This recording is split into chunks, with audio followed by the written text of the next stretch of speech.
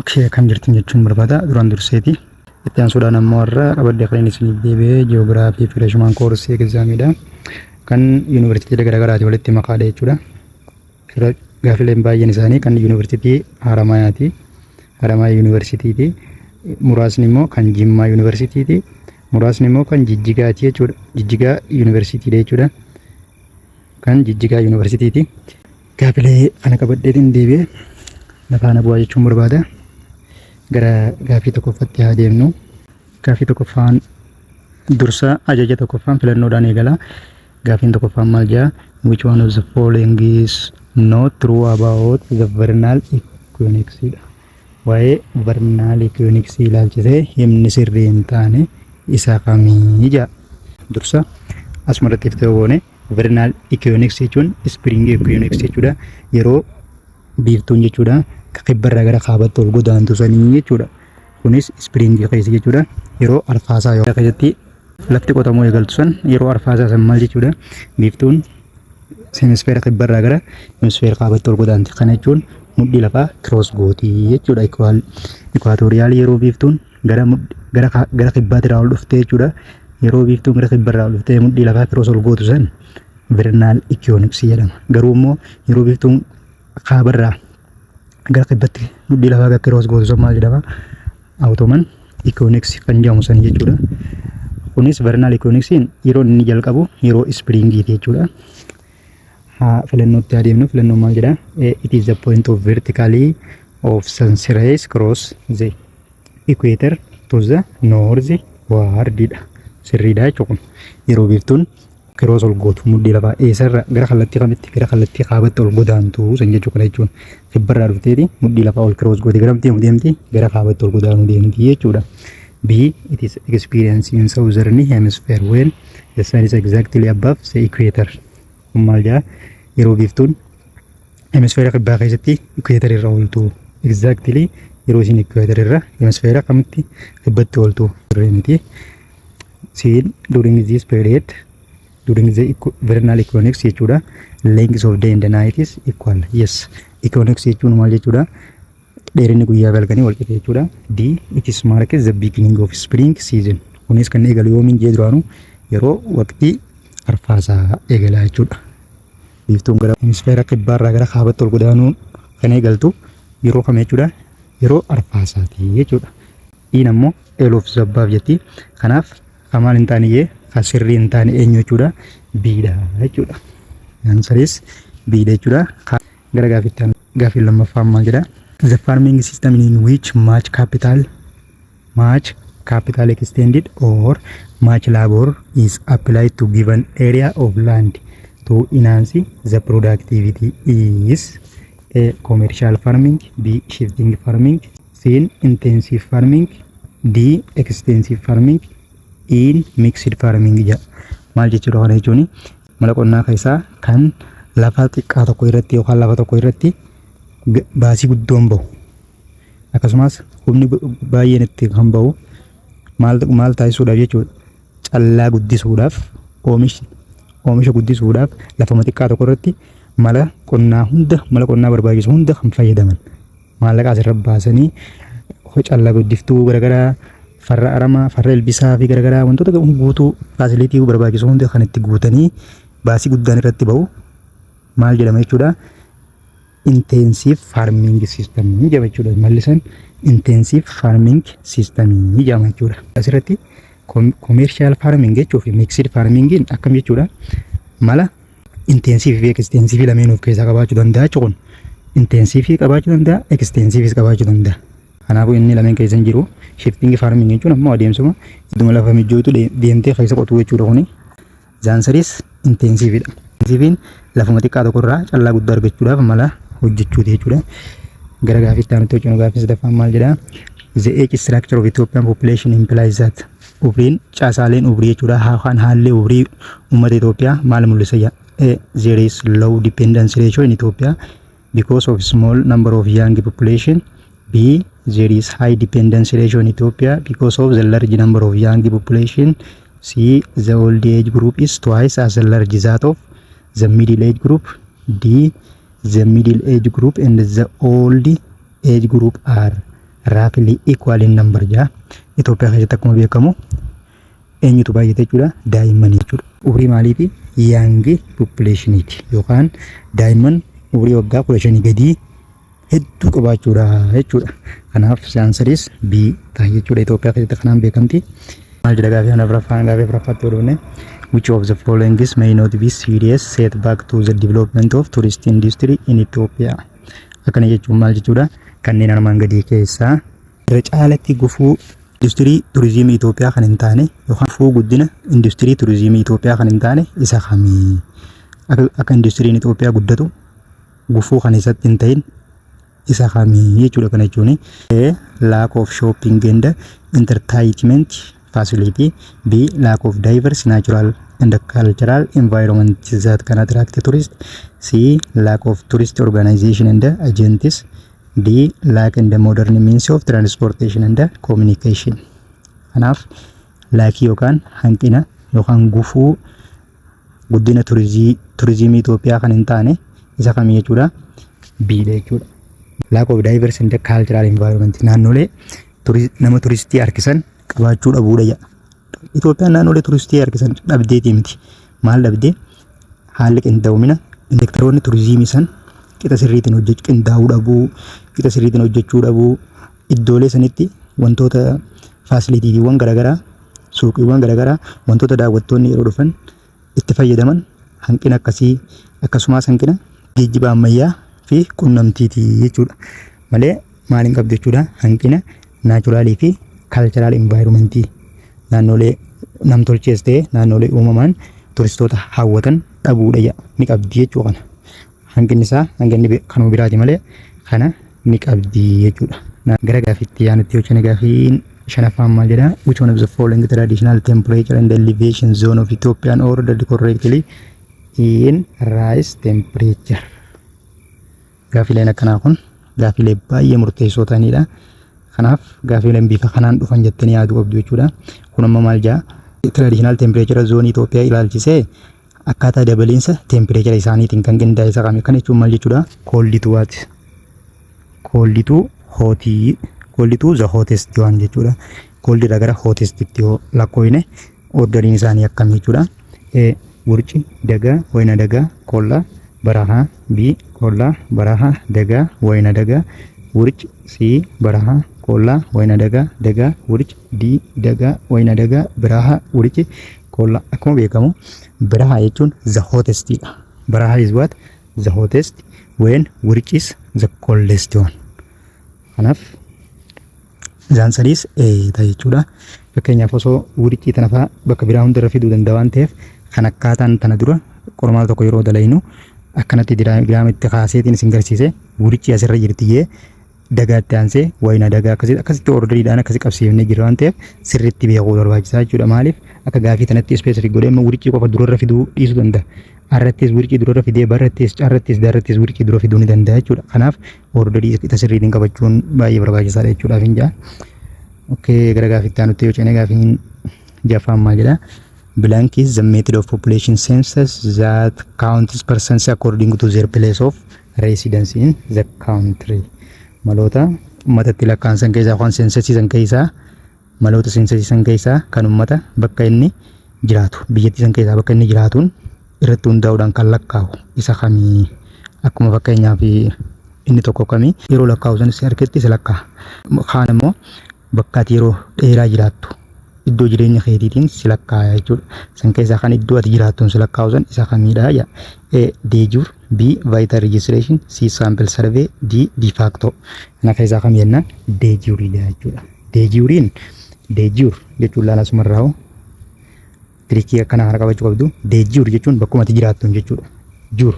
Jure jechuun jiraattuun jechuudha. Formula kana hunda qabattu bakkuma ati jiraattuun jechuu dandeessa. Jure jechuun de jure bakkuma ati jiraattuun jechuudha. Ammoo de factoon bakkuma yoo lakkaa'aa jiru sanitti si harkatti si lakkaa'a jechuudha. Bakkuma sanis si lakkaa'a. Boruus bakka biraa yoo dhayite bakka san lakkaa'aa jiraatan achitti suma lakkaa'aa jechuudha. Kanaaf iddoo ati jiraattu qofaan kan si lakkaa'u eenyu jechuudha. De jureedha jechuudha.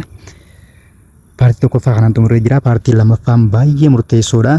Paartii blank space guutiidha. Waliin guunna. Nafaana bu'aa jechuun barbaada. Like, subscribe, share gochuudhaan jajjabeessa jechuun barbaada. Miidiyaan kun keessanii waan keessan ofirraa dhiibuu gaarii miti jechuu barbaadeeti. Laayikii itti roobsa. Maaliif viidiyoolee darban yeroo laallu namoonni baay'een ilaala garuu laayikii tokko hin godhu yaada komentiin kaa'u yoo isinitti toluu baate illee hin beekne garuu dhiifama isinitti toluu dhiisuu danda'a.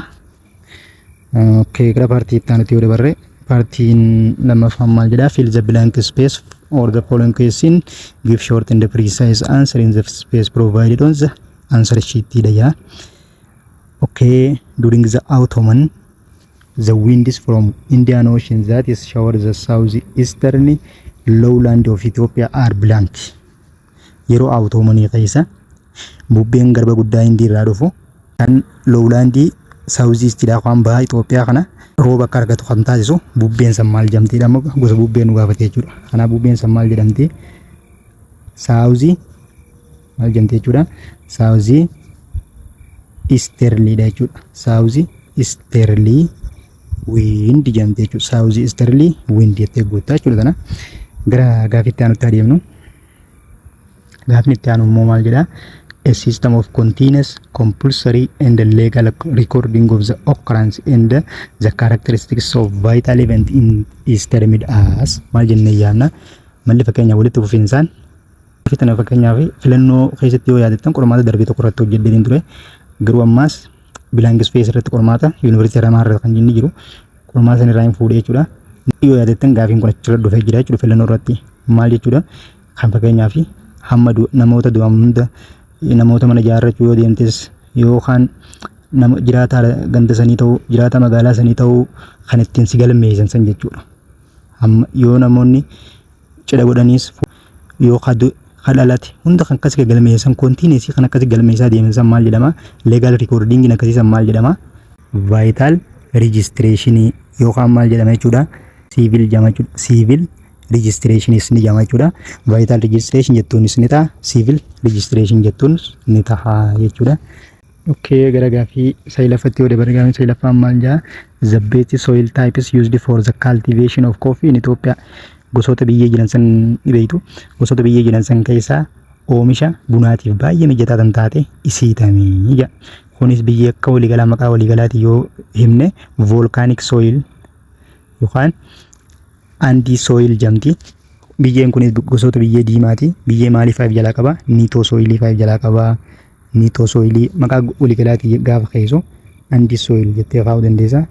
Andi soil yookaan immoo volcanic jettee kaa'uu dandeessa jechuudha. Volcanic soilidha. Maaliif akkas jedhamte?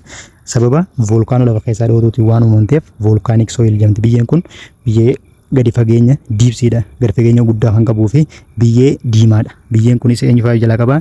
Niitoo soilii faayif jalaa qaba jechuudha. Kanaaf niitoo soil jettuus ni argatta. Andi soilii yookaan volcanic soil jettuun maqaa waliigalaatiin yaamtee jirti jechuudha. Kanaaf kana ta'a jechuudha biyyeen oomisha bunaatiif baay'ee mijataa ta'u niitoo soil quutus rakkina hin qabu jechuudha. Gara gaafii kurnaffatti yoo dhufne gaafiin kurnaffaan the permanent and semi permanent change of residence between the clearly defined geographic unit is called. Adeemsi maal jechuudha? Adeemsi dhaabbataadhaan yookaan ammoo jijjiiramaadhaan iddoo jiraatu tokko jijjiirrachuudha. Maal jedhama? Idduma jiraatu tokko gara iddoo biraa dheeyite yoo jiraatte iddoo kanarraa qabeenya qabdu gurguratte gara iddoo biraa dheeyite yoo jiraatte biyya biraa deemuu dandeessa. Asuma biyya keessatti iddoo naannolee garaagaraatti jijjiirrachuu dandeessa. Haalli sun walumaa galattuu maal jedhamaadha? Maal jedhama? Migration jedhama jechuudha. Migration jechuun adeemsa akkanaati. Migration adeemsa haala dhaabbataanis ta'u haala yeroofis ta'u iddoo tokko jijjiirrachuuti jechuudha. Akkuma walii galattuu jechuudha. Migration immigration fi immigration qaba.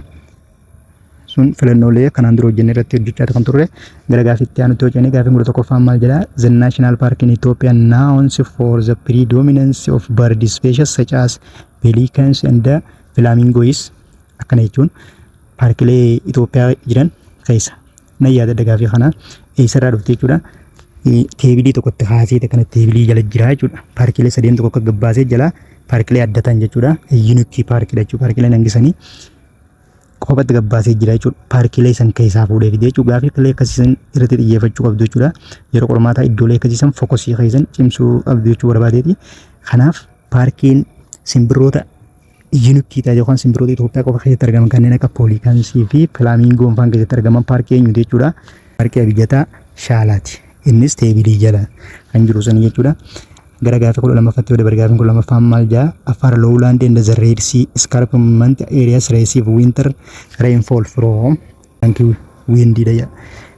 Akkana jechuun gaa akkuma beekamu yeroo winter jechuun akka Itoophiyaa maaliin jee bonaan jee yeroo kana yeroo galaana diimarraa jechuudha. Bubbeen galaana diimarraa gad bubbisee naannolee Afaarii fi qarqara galaana diimaa san jechuudha rooba akka argatan godhu bubbeen san maal jamtiidha. Kanaaf bubbeen yeroo Itoophiyaaf bona jamtu san jechuudha. Yeroo winterii jechuun Itoophiyaaf bona ennee jirra. Yeroo winterii san bubbeen galaana diimarraa dhufee naannoleen akka Afaarii fi qarqara galaana diimaa rooba akka argatan godhu maal jamti maqaan bubbeessanii Noorzi Istarlii jamti jechuudha. Noorzi Istarlii jechuudha. Maaliif akkana jamte kaaba bahaa kanarraa gad dhufti jechuudha. Galaanni diimaan Itoophiyaarraa gara marti argama, gara kaaba baatti argama waan ta'eef gara kaaba baarraa gad bubbifti. Kanaaf Noorzi Istarlii wiindi jamti jechuudha. Gaafin 13ffaan maal jetti the blank is the average rate at which temperature changes per unit of altitudinal change. Gaafileen akkanaa kunis kanaan dura na yaadaddaa filannoo wayii keessatti hojjennee kan turre lapse rate dhamma kun fakkeenyaaf lapse rate jechuun maal jechuudha jennee turre. Lapse rate jechuun adeemsa akkamiiti akkuma altituudiin dabalaa deemuun temperature decrease ta'aa deema kan jedhu sanii walumaa galattu. Kanaaf deebiin maal ta'a jechuudha lapse rate ta'a jechuudha.